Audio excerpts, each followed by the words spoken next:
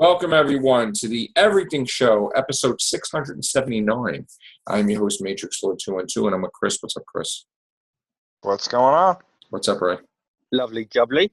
All right, so break the news, Chris. Well, it looks like Michael Keaton is confirmed to be the Vulture in Spider-ManHomecoming. Officially signed. Looks like it. Always happens at night. That is awesome news. I'm very happy. There goes my theory that he's going to be the Tinkerer. well, that looks like our theory was correct, though.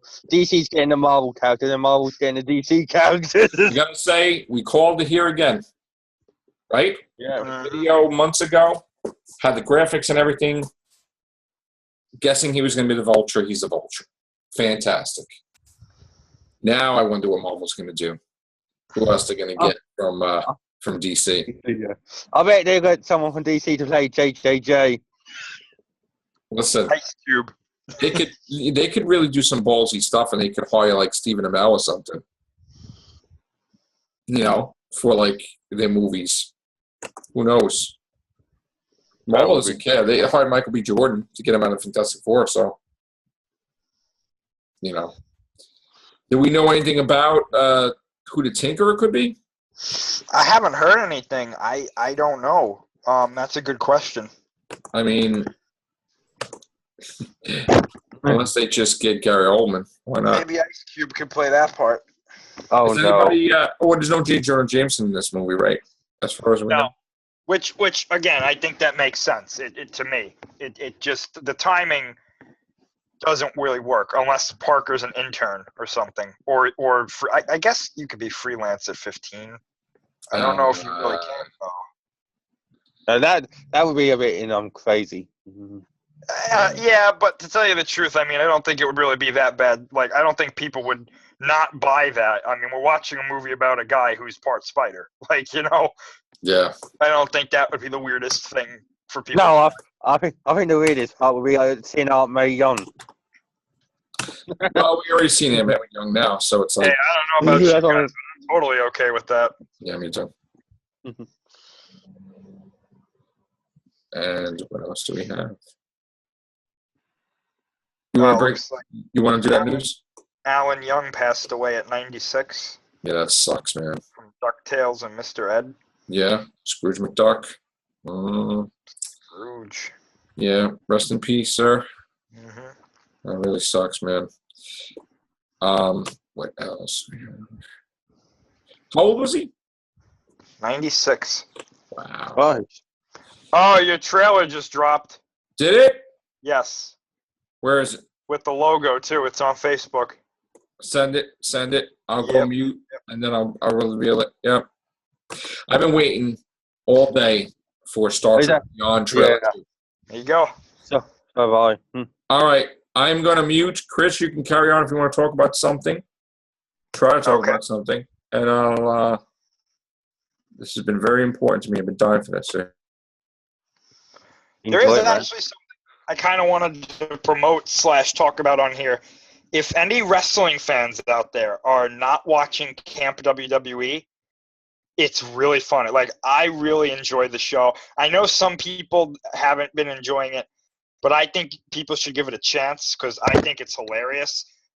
It's definitely for mature audiences because they curse a lot and there's a lot of adult things that happen. It's kind of like South Park or Family Guy in that matter, but it's a freaking hilarious show. If you're like a really hardcore wrestling fan, it's very funny. I definitely think if you can get the WWE Network for free, I think there's 3 or 4 episodes right now. I think closer to 3.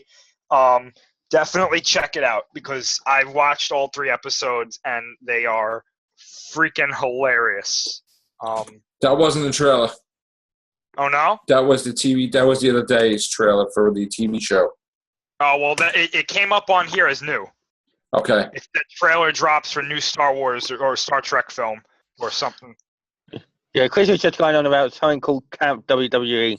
Yeah, I want to see that. Where is that aired? It's on the network. Only on the network. I mean, I think you can find it on YouTube, but it's being ported over. So. Wow. You know. But it's none of the wrestlers voice it, or they do? Yes, Vince McMahon voices his character.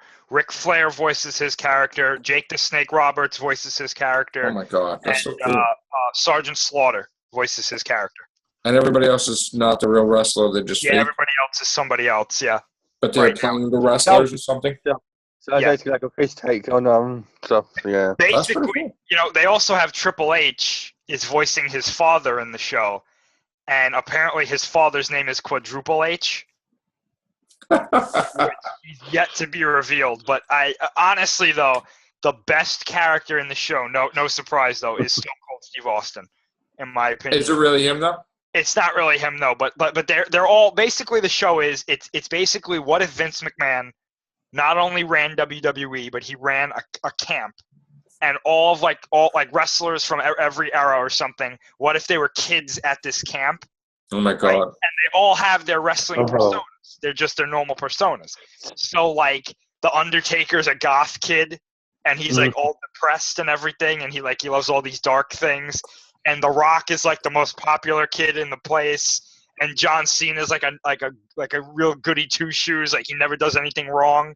And whenever he does something wrong, he's always like, "I'm so sorry, I didn't mean to do it." And the Bella twins are like really popular, and they don't like being at the camp. It's a really fun show. So it's basically like a boot camp, but with like a take on it. There you go. Yeah. You got a nice plug there for them. It's great. It's hilarious. Austin causes so much chaos. It's he's the best. Wow. Well, and it's not even voiced by him though. No. Wow. If he still drinks beer at that age, then I'll be surprised. Yeah, Vince McMahon is probably my second favorite character because he, being voiced by Vince is great, but like every time he shows up, his theme song starts playing. And I'll tell, like the first episode was like John Cena was getting homesick and he wanted to leave the camp. Right. And Vince was worried that if Cena left the camp, everybody else would want to leave because they would get homesick too. Right. So Cena tries to run away, and Triple H and Stephanie, who are the camp counselors, they're like, "Well, what are you going to do about John? He ran away." And then Vince turns around and he pulls out two katanas. And he goes, "I'm going to hunt him down like a dog." And he just starts running. It's hilarious. Oh, my God. Oh, my God. Go check that out. You could just imagine them doing running that kind of camp during the Walking Dead kind of thing. Yeah. You get back in our camp. It's too funny. It's too funny. All right. What's the next pay-per-view? Sunday. What is it? Extreme Rules. Oh, yeah, my favorite one. So who's the champion now? Roman Reigns. And is there Intercontinental champion or no? Yeah, it's The Miz. And is there a heavyweight champion? No, there's only one champion now. Just one champion now. There's not one from SmackDown, one from Raw. Just one champion. Okay. What about tag team? Right now, the tag champs are the New Day, who are hilarious. They're great. Honestly, the women's champion too, Diva champion. Yes, Charlotte, Ric Flair's daughter. Okay. But yeah, I mean, and the U.S. champion is Kalisto. The fans are not happy with Roman Reigns. What's the main title called? The WWE World Heavyweight Championship. Heavyweight Championship. They combined both of those titles into one. But what is the U.S. then? The U.S. title is just kind of like a mid-card title. But what about the Intercontinental? That's They're same. level. They're like on the same level. But the IC title gets promoted more. Personally, I think they should just combine the titles into the Intercontinental. Yeah, because there's always the heavyweight, the Intercontinental, and tag team. Not. Wasn't that other one like from another show, or that's not the title? Yeah, the U.S. title was on WCW. They used to have it, and then they eventually used it in WWE. Yeah, I miss the old Cruiserweight Championship. Actually, funny thing you said that they're having a Cruiserweight tournament on the network with wrestlers from all around the world. Mm. Oh. Do they still do King of the Ring? They did it a couple of years ago, and it was a disaster. Wow. They have the power to do it. They just don't do it. Oh, yeah, but they don't do it the way which we use to pay-per-view. They do it like a tournament now, and different wars and that. What they did was they had it as a network special, where it wasn't a pay-per-view, but it wasn't just a regular show. It was something special. Didn't they used to do it in the first annual King of the Ring was on TV? Or was it? Yeah, I'm pretty The sure. first Yeah, one was, and then it was pay-per-views. there was a couple that were on TV. Oh, okay, couple. Yeah. But they had it as a network special, and I was like, that's genius, because if you want somebody to watch it, they've got to buy the network, right? And it was on a Saturday. It was on a perfect time. Well, they used to have Saturday Night's Main Event. Yeah, exactly. Yep. On Channel 4. Yep. And that used to come on when Saturday Night Live was in repeats. Oh, yeah. It was off season, and they just did wrestling in its place. I don't know why they don't do that anymore. That was great when they did that. Well, I mean, what they have with the network is they have an opportunity to use things or do things differently. Like they'll show house shows now live if it's something special. Right. They had one show where they went to Japan, and it was like the first time you ever saw WWE in Japan on television over here. And it was a great show because the Japanese fans are so much different than American fans, and they respect the hell out of wrestling. Right. But what they did with King of the Ring was they had somebody win, but then they never did anything with them. Wade Barrett won, and then he turned into a joke. And it was like, this isn't what the King of the Ring was supposed to be. Like, what the hell? The last great King of the Ring was on Sheamus, wasn't he? Because he got the title one, didn't he? Yeah, even that wasn't that good, though. Like, he still got made fun of and stuff, and I was like, come on. Like, what the hell? Do they still do anything with ECW? No. Nothing anymore. You can watch old episodes on the network. Right. But other than that, no. Now, Vince kind of ended with ECW, which I did, because I liked ECW. Well, I liked it when it before it was owned by, I used to go see it, 95, and No, I also liked, I don't know about you guys, but I also liked it when the Hardcore Championship was in effect, and you could have it anywhere and defend it any time. And I used to like it when people lost the title not in a pay-per-view. Right. On the show. Right. Yeah. Like on Raw when Marty Jannetty beat Shawn Michaels for the Intercontinental title or whatever. It was like I was there for them. Like, oh, it was great. Yeah. When Razor got beat by the 1, 2, 3 Kid or whatever. Well, I'll tell you what happened recently at an NXT show where I personally think NXT is WWE's best program right now. Samoa Joe beat Finn Balor, who was the NXT champion. He beat him at a house show. Yeah, I remember that. And they let the fans in the audience post the videos. Wow. Because it was like, oh my gosh, nobody wins titles on house shows. Right. And then they used that as marketing in the promos. And I was like, that is brilliant. That was brilliant, yeah. That's the way it needs to be, because then if you don't do it that way, then it's fake. Because what if they're fighting somebody on a house show that's big and they get beat? Exactly. They used to do that. That's what made it great. Well, I know it's out there. And it's for you, Chris, as well. But which pay-per-view from the past would you like to see back? Halloween Havoc. Yeah, I would. That was a WCW thing, right? That was WCW. I would replace Hell in a Cell with Halloween Havoc because it's right around Halloween. Right. I mean, it's not that like I don't that you know what, I take that back. You know what they really need to bring back right now? Elimination Chamber. That was another WCW, right? No, that came from Eric Bischoff with Paul Heyman's help, I believe, but it was a WWE thing. Oh, okay. Yeah, it started on a SummerSlam and then it got its own pay-per-view event. They still do SummerSlam though, right? SummerSlam, oh yeah, WrestleMania, Royal Rumble. I miss Vengeance, Backlash. Backlash was great. I loved Backlash. Fully Loaded. I like No Mercy. And what was the other one?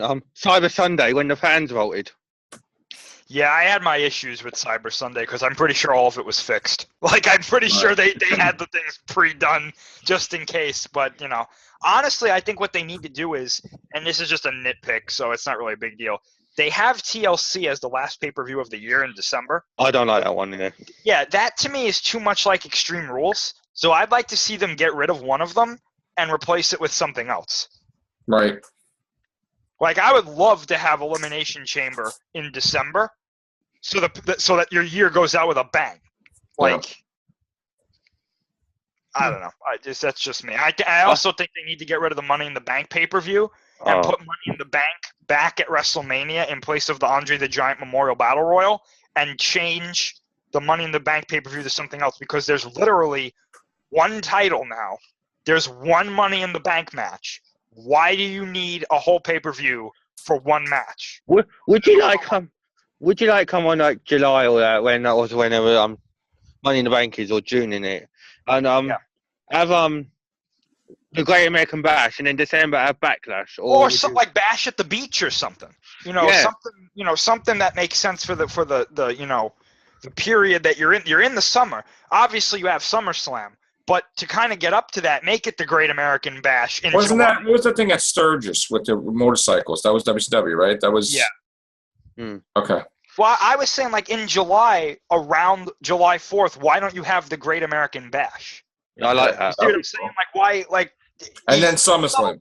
And then SummerSlam. That'd be perfect. Yeah. Like why don't you do subtle things like that? Because personally, these gimmick pay-per-views to me, unless every match is going to be that gimmick, there's no reason for it to be a whole pay-per-view. Like Elimination Chamber, I can understand that can't be every match. So you do it once or twice. The Royal Rumble, that takes up an hour and a half, so that makes sense. But Hell in a Cell, if you're going to have 2 Hell in a Cell matches, you've got 3 hours to fill. Right. So make it just one long, like, make every match Hell in a Cell. The women can fight in Hell in a Cell. It's not a big deal.